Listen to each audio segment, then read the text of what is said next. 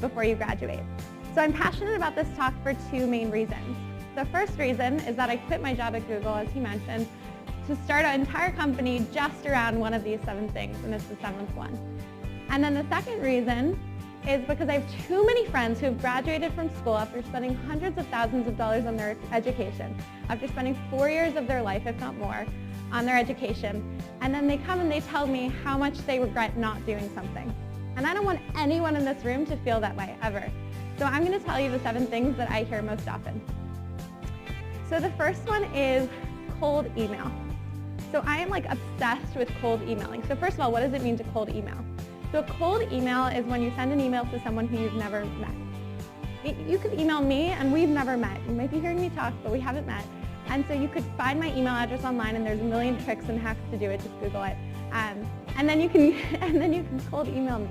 And when you cold email someone who maybe you respect, a role model, someone you want to get advice from, someone you want to hear their story about, I'm telling you right now, it's something that's so special because you realize that everyone in this world just wants to help, or most people in this world just want to help each other.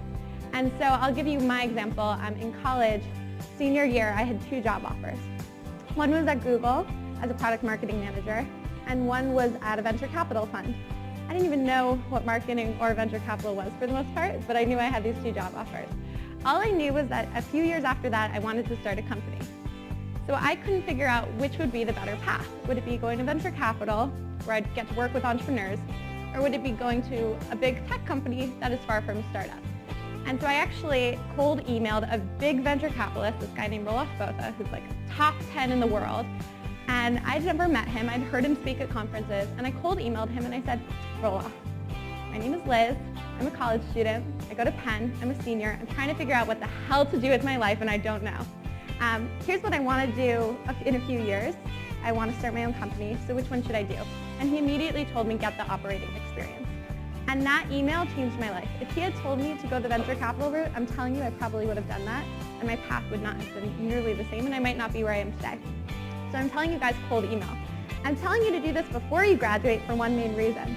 You all have a huge advantage that no one in the room who's not a college student has. And that's that in your cold email, in your first sentence, you should all be saying, hi, my name is blank, and I'm a college student at Rutgers. The fact that you can say you're a college student is huge because everyone in the world wants to help college students, like they do. And so please use that to your advantage and include that in your first sentence. The second tip I'm going to give is to befriend 5 people who you would bet on. Now, what do I mean by bet on? I mean 5 people who you think will change the world. Maybe they're going to be a politician. Maybe they're going to start a nonprofit. Maybe they're going to start a business.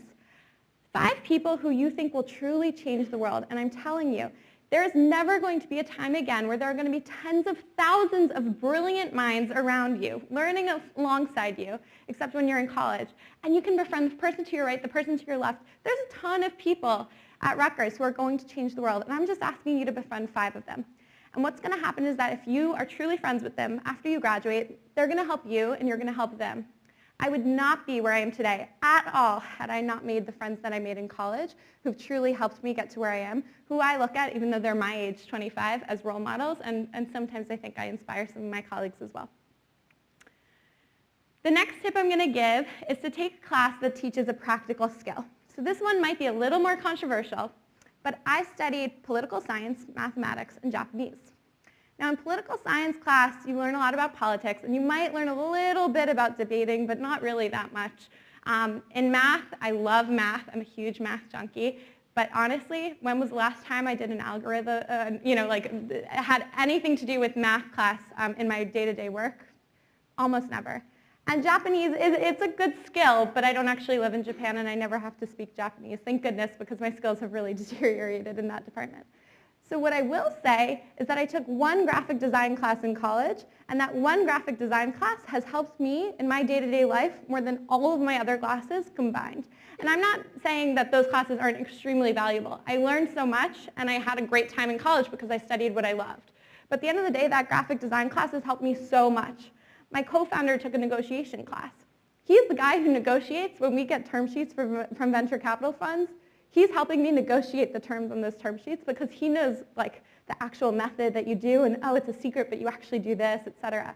So I'm just telling you guys, if you take one very practical skill class, which is a computer science class, negotiation, a writing class. It will pay off dividends, and it'll be really cool when you're in the workplace after college to be able to say, oh, I'm doing this because I learned it 2 years ago. The next tip I'm going to give is to start something. Start anything. Start a conference, a TEDx. Well, it's already been done, so don't start that. Start an extracurricular club. Start a business.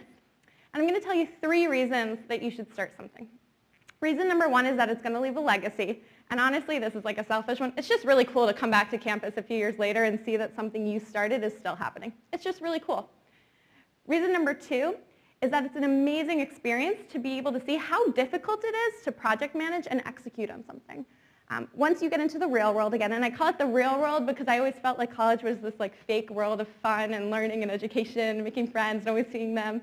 Real world, you're like all of a sudden, doing all these things that don't involve any of what I just talked about. And so at the end of the day, and the adults in the room are laughing because they know it's true. At the end of the day, as I was saying on point number 2, you're going to learn how to execute.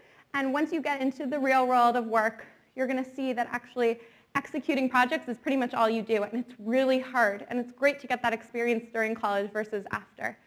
And then the third reason I would say is because it's never going to be easier in your life to start something than when you're in college. When you're out of college, there aren't business plan competitions going on every quarter or every semester that you can just compete in and then potentially win a grant and win free money almost to start a business. There aren't deans who are here to support you and help you start an entire conference and give you an auditorium for free. Corporate sponsors are way more, just like that cold email, corporate sponsors are way more willing to help you when you actually say you're a student and this is a university project or a university-related activity versus then after when you're just a random New York City living, recent grad. So I definitely urge you guys to start something. For me, actually, I started a business in college, and it was the first time that I realized, wow, this whole business thing is fun. I want to start a business one day. And now I did. And I would not have started one at the age of, I think I was 24 when I started this business, had I not already had that experience at the age of 19.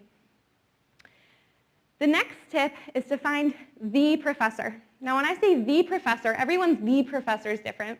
But for me, it was who is like the top-ranked professor in this specific category. So I wanted to study entrepreneurship. So I went through all the entrepreneurship classes at Penn and Wharton, and there was one class that had the highest ranked professor. So the professor usually means like the professor who everyone leaves the class and is just talking about how cool or how smart or how engaging that one professor is. Now, I found this one professor, his name was Ethan Mollick, and I went to the dean of that school and I said, I want to take this class, and they said, no way, we've never had an undergrad take this course. And I said, okay, well, I'll be the first one then. And they said, no. And I walked away and I said, okay, I'll come back when I have the slip that's going to tell you that you're going to enroll me in it. So I went to the professor, and for every day, I went to his office in the morning, and I said, can you please let me in? I started a business. I promise you, I'm qualified for this class. Can you please let me in? Here's another excuse. Can you please let me in? Here's a bagel. And finally, I got into the class. And by the way, that class, because of that professor, Ethan Mollick, who I still keep in touch with, he would meet with me outside of class, and he would help me with the business plan that I had to come up with during class. And by the way, that business plan is what inspired the business, that I now have 40 employees working full-time for me today, that we have hundreds of thousands of students around the country using, and tens of thousands at Rutgers. So I can safely say that that professor changed my life, and I know that it had nothing to do with the class. It had to do with the professor. So please, find the professor you think is going to change your life, or who really will make a class engaging and much more real. The next tip is to go on an adventure. So I'm about to give you guys really bad news. When you graduate, there's no such thing as spring and summer break. There's barely a winter break, barely. Maybe if you go into academics, it's different. But for the most part, you're not going to ever have spring break or summer break again. And while I totally understand that you might need to get a job or work, I'm sure you can find 1 week during one of these spring or summer breaks to go on an adventure and figure out where is your comfort zone. And do you like being out of the comfort zone, or do you like being in it? Because both are okay. But what do you enjoy doing? You're never going to have this opportunity to just be completely carefree and not have to worry about that one assignment that's not class assignment, work assignment that's going to be due, and your boss is going to be texting you, and all these things are going to be happening. You can just be completely carefree. It's spring break. Take a break. Go for an adventure. You can go on a road trip with friends. You can go study abroad for a semester. I actually lived abroad in Japan one summer in college, my sophomore summer. I got an internship in Tokyo, and it was because of that internship that I actually realized I wanted to work abroad when I was older. And so I did. My second year at Google, I moved to India, and I led a brand team in India. And that was amazing, and I promise you, I never would have moved to India. I'd never been to India. I would have never moved to India had I not had that abroad experience during college. So not everyone can live abroad, but try to get some kind of an adventure out of college. The seventh tip, and this is a little bit self-serving, but I promise it's a real one. It's why I quit my job at Google just to start a business around it, is that you should all try to get work experience. Now, when I say get work experience, I don't just mean have one internship that you do every single summer, or be a camp counselor every summer, or be a receptionist at the local dentist every weekend. Try to get as many work experiences as you can, and I'll tell you why. When you graduate from college, if you get a new job, if you have a new job every 6 months, that looks really bad. But during college, you're totally okay to have a new internship every summer. You're totally okay to have a new job every year of college, maybe even every semester. I can't tell you enough that this is the time where you should be trying to figure out what you love doing, what you hate doing, what you're good at, what you're bad at. I'm seeing some of the people in the room who are not students nodding their head, and I promise you, all of us agree. This is the time to figure out what you want to do with at least with the next couple of years. I'm not going to say with your life. For me, I actually got approached my sophomore year of college by a Fortune 500 company, Anheuser-Busch, and they're a manufacturer of beer. They make Budweiser and a bunch of other beers.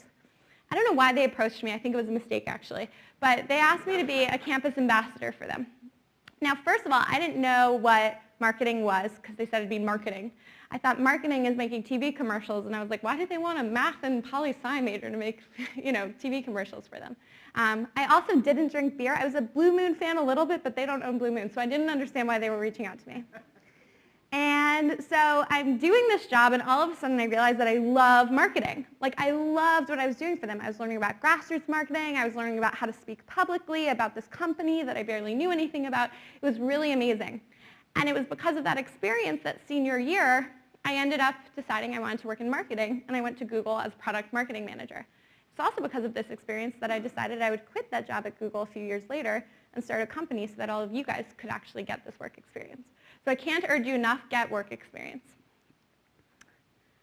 And I said I would only give 7 tips, but I'm going to give an 8th one because at the end of the day, nothing ever actually goes the way it should go. So I'm going to give an 8th one, and that's be grateful. I enjoyed college, and I still enjoy life so much because I'm so grateful for all the opportunity I have.